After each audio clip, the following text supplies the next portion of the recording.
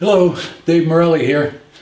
Had a fox catch in one of my cat sets this morning, and that about wrapped up cat season for me. One of the reasons I haven't been posting as often is this has been keeping me pretty busy, and also I've been working on some rifles. That's going to change, and we're going to start posting some more stuff. But what I want to talk about today is I want to answer some of the questions that have been showing up on the site.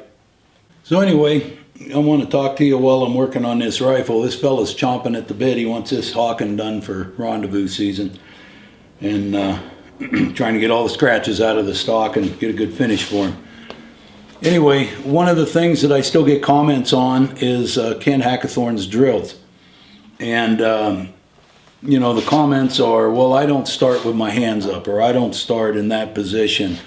Or the big comment is, there's one drill where we load 2 rounds in the magazine, so you have to do a quick load in the middle of the action. And stuff like that. Well, I don't ever go into a gunfight with 2 rounds in my magazine. The first thing I want to remind you is these are drills. These are tests of your skill. They're tests of your practice and your training, and they're under the clock so that you can go and do them periodically and see how much better you get as a result of your training.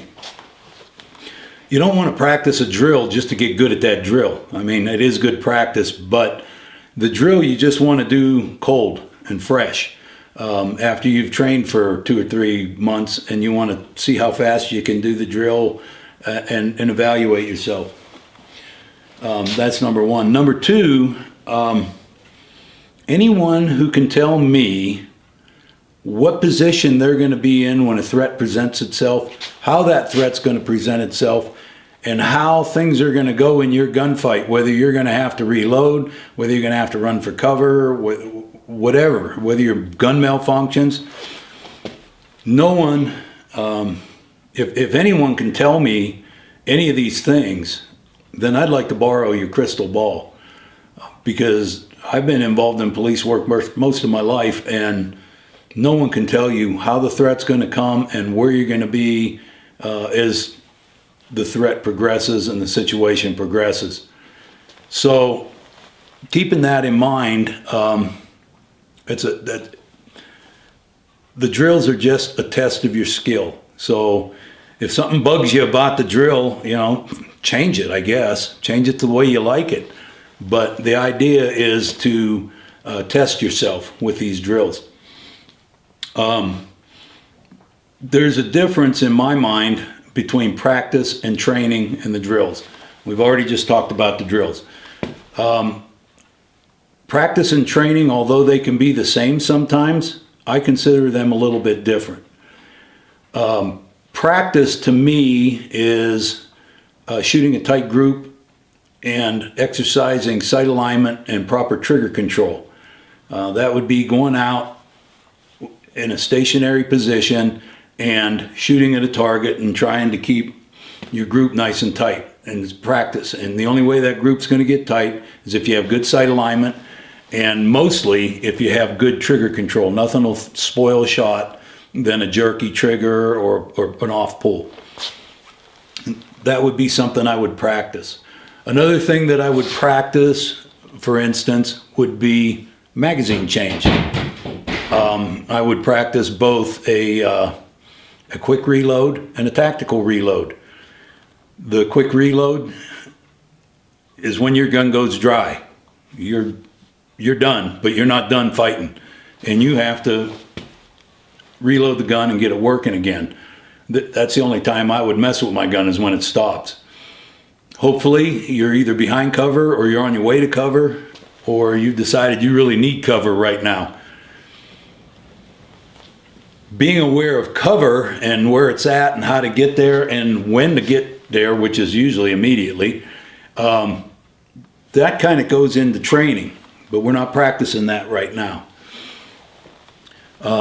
Your tactical reload, if you're in a position where you're behind cover, you only have 2 or 3 rounds left, and before you show your face or see what's going on or have to maybe engage again, you want a full fresh magazine.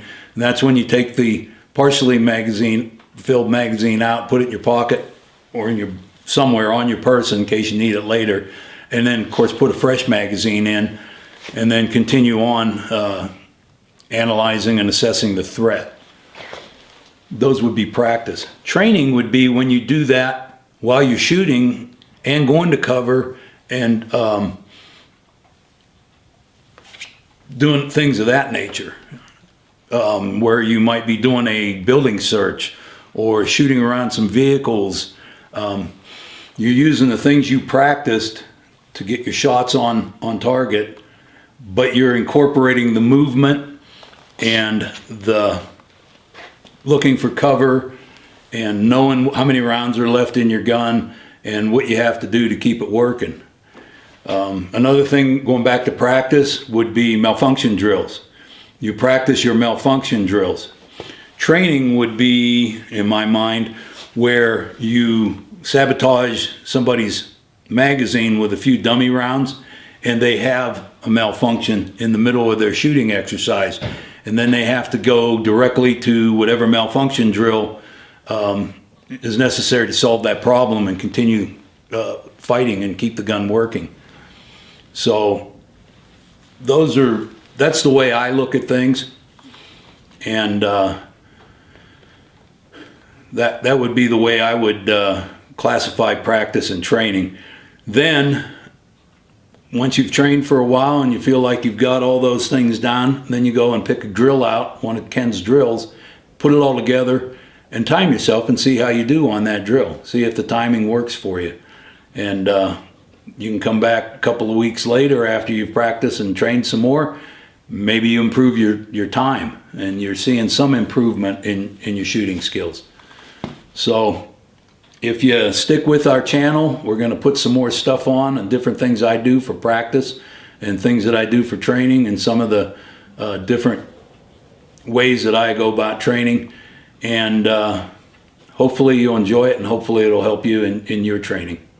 So stick with us. I'll see you next time. Have a good day.